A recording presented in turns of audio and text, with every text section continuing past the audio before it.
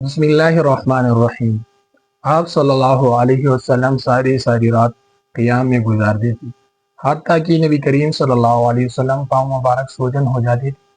حضرت عائشہ رضی اللہ تعالیٰ فرماتی ہے کہ اے اللہ کی پیغمبر، اللہ رب العزت نے آپ کی تمام گناہ معاف کر دی، پھر آپ اتنی تکلیف بھی کیوں اٹھاتے ہیں؟ نبی کریم صلی اللہ علیہ وسلم نے جواب دیا، اے عائشہ، کیا میں اللہ رب العزت کا شکر گزار بندہ نہ بنوں؟ اللہ رب العزت نے فرمایا لئن شکرتم لازیدنکم، اگر تم پر جتنی بھی احسانات ہے اس کا شکر ادا کرے تو میں مزید اضافہ کروں گا۔ اللہ رب العزت نے ہم سب پر بہت سی نعمتیں کی، لہٰذا ہم سب کو چاہیے جس حال میں ہو، کیا بیماری ہو، صحت ہو، خوشی ہو، غم ہو، ہر حال میں اللہ رب العزت کا شکر ادا کرنا چاہیے۔ بسم اللہ الرحمن الرحیم۔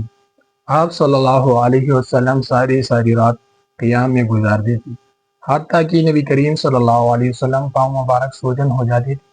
حضرت عائشہ رضی اللہ تعالیٰ فرماتی ہے کہ اے اللہ کی پیغمبر، اللہ رب العزت نے آپ کی تمام گناہ معاف کر دی، پھر آپ اتنی تکلیف بھی کیوں اٹھاتے ہیں؟ نبی کریم صلی اللہ علیہ وسلم نے جواب دیا، اے عائشہ، کیا میں اللہ رب العزت کا شکر گزار بندہ نہ بنوں؟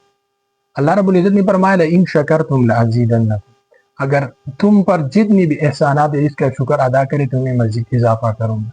اللہ رب العزت نے ہم سب پر بہت سی نعمتیں کی، لہٰذا ہم سب کو چاہیے جس حال میں ہو، کیا بیماری ہو، صحت ہو، خوشی ہو، غم ہو، ہر حال میں اللہ رب العزت کا شکر ادا کرنا چاہیے۔